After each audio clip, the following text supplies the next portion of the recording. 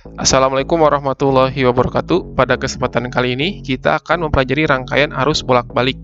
Kita akan membahas tentang perilaku resistor, induktor, dan kapasitor ketika dihubungkan dengan sumber tegangan bolak-balik. Yang pertama adalah rangkaian resistor murni. Bisa dilihat, ini adalah simbol dari sumber tegangan bolak-balik ya. Kemudian di sini ada resistor. Pada waktu tertentu ke sini arah arusnya. Seperti yang sudah dipelajari sebelumnya, bahwa V di sini besarnya adalah Vm sin omega T. Nanti kita bisa mengetahui berapa besar tegangan yang ada pada resistor ini. Bisa Anda perhatikan terlebih dahulu simulasi dari rangkaian resistor murni. Ya, ini adalah rangkaian dari resistor murni ya, di mana di sini ada sebuah resistor atau hambatan yang dihubungkan dengan sumber tegangan bolak-balik. Di sini nanti akan kita lihat bagaimana bentuk dari grafik arus terhadap waktu dan tegangan terhadap waktu untuk rangkaian resistor murni ini. Ini adalah grafik dari arus terhadap waktu dan tegangan terhadap waktu pada rangkaian resistor murni. Setelah Anda lihat, kalau grafik arus terhadap waktu dan tegangan terhadap waktu kita masukkan atau kita gambarkan dalam sebuah sumbu koordinat seperti ini. Ini sumbu tegangan dengan arusnya, dan di sini ada sumbu yang T, sumbu waktu ya. Maka gambarnya akan seperti ini. Ini adalah tegangan, di mana itu adalah tegangan maksimumnya, dan ini adalah yang bagian arusnya. Di situ adalah arus maksimumnya ya. Maka dari sana kita dapatkan persamaan matematisnya seperti ini. VR sama dengan Vm sin omega T. Ini artinya tegangan yang ada pada resistor ini ya, pada ujung-ujung resistor. Arusnya bisa diperoleh dari hukum Ohm nih. V per R. V-nya V siapa? V tegangan pada ujung-ujung resistor. Dibagi dengan nilai resistor itu sendiri. Di mana VR-nya? Yang di atas ini, yaitu Vm, V maksimum, dikali sin omega T. Vm per R-nya adalah arus maksimumnya, sehingga didapatkan bahwa arus pada rangkaian resistor murni ini persamaan matematisnya. Hubungannya tegangan maksimum dengan arus maksimum itu Vm sama dengan Im dikali R. Dan ini adalah keterangannya, bisa diperhatikan. Sekarang kita tentukan yang namanya fasornya dari sebuah diagram fasor, yang merupakan diagram yang menyatakan hubungan antara sudut fase dan suatu vektor, di mana panjang fasor menyatakan nilai maksimum suatu besaran dan proyeksi fasor terhadap sumbu vertikal menyatakan nilai sesaat suatu besaran. Bagaimana maksudnya? Kita lihat. Ini panjang sebuah fasor ya. Ini panjang dari tegangannya. Maka ini tegangan maksimumnya. Yang merah ini panjang dari fasor untuk arus, dan ini adalah arus maksimumnya. Bisa kita lihat di sini ya, bahwa nilai tegangannya itu lebih besar daripada yang arusnya. Bisa Anda perhatikan lagi tadi di simulasinya. Karena dia sefase, maka arahnya sama seperti ini. Sefase itu bisa lihat di sini ya, dimulai dari titik yang sama antara arus atau tegangan. Nah, ini menyatakan dari sudut fasenya. Jadi intinya bahwa arus dan tegangannya sefase untuk rangkaian resistor murni. Rangkaian induktor murni. Sama seperti halnya pada resistor murni ya. Kalau yang induktor murni artinya yang tadinya resistor sekarang diganti dengan induktor. Di mana induktor ini memiliki induktansi, simbolnya L. Tegangan bolak-balik di sini persamaan matematisnya, tegangan sesaatnya itu sama V sama dengan Vm sin omega T. Ini adalah arus dari rangkaian induktor murni. Dan nanti kita akan mencari berapa di sini tegangan di ujung-ujung induktornya. Perhatikan simulasi berikut ini. Ini adalah skema dari rangkaian induktor murni. Ini ada sumber tegangan bolak-baliknya, dan ini ada sebuah induktornya. Bagaimana nanti bentuk dari grafik arus terhadap waktu dan tegangan terhadap waktu pada rangkaian induktor murni ini. Sekarang kita buatkan grafik tegangan dan arus pada sebuah sumbu koordinat yang sama. Yang warna biru ini adalah grafik tegangannya, ini tegangan maksimum. Sedangkan yang merah ini adalah grafik dari arusnya, dan ini adalah arus maksimum pada rangkaian induktor murni. Nah, ternyata ada perbedaan sebesar pi/2. Jadi, fasenya itu tidak sama seperti yang resistor. Kalau resistor murni kan sama-sama dimulai dari titik yang sama. Kalau induktor tidak, tapi tegangannya lebih dahulu, kemudian diikuti oleh arusnya. Di mana ini adalah beda fasenya. Beda fasenya sebesar pi/2.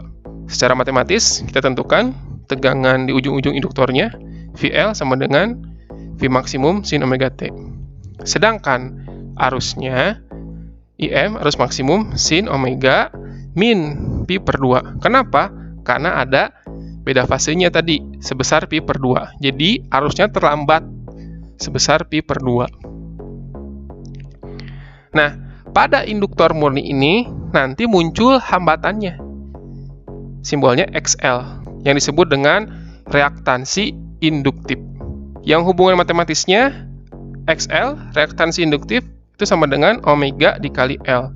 Omeganya frekuensi sudut, L-nya adalah besar dari induktansi induktor itu sendiri. Kemudian hubungan tegangan maksimum dengan arus maksimumnya, Vm sama dengan IM dikali XL. Ini keterangannya, bisa dibaca. Fasornya seperti apa? Tadi kan kita lihat ya, bahwa arusnya tertinggal dia sebesar pi/2. Maka kalau kita gambarkan diagram fasornya, kalau di sini panjang ini yang warna biru adalah tegangannya, maka yang arusnya dia tertinggal. Nah, di sini arus, di sini tegangan. Tadi kan kalau yang resistor dia sama ya arahnya, karena sefase. Tapi sekarang dia berbeda fase, di mana yang arusnya tertinggal sebesar pi/2. Artinya, arus tertinggal pi/2 radian atau 90 derajat dari tegangannya. Atau kita balik, bahwa tegangannya mendahului sebesar pi/2 radian atau 90 derajat dari arusnya.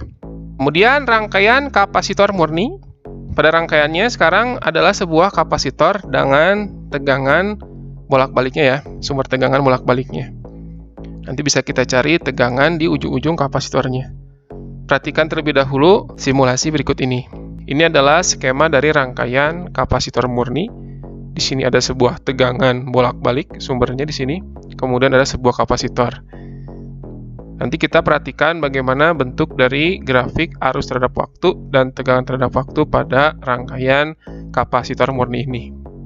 Bisa dilihat ini adalah grafik yang terjadi pada rangkaian kapasitor murni. Sekarang kita gambarkan grafik tegangan dan arus pada sebuah sumbu koordinat yang sama ya. Kalau ini adalah yang warna biru ini adalah grafik dari tegangannya, tegangan maksimum. Yang warna merah ini adalah grafik dari arusnya, di mana di sini arus maksimumnya. Ini kalau kita gambarkan ke sini, nah seperti itu. Di sini ada beda fasenya sebesar pi/2.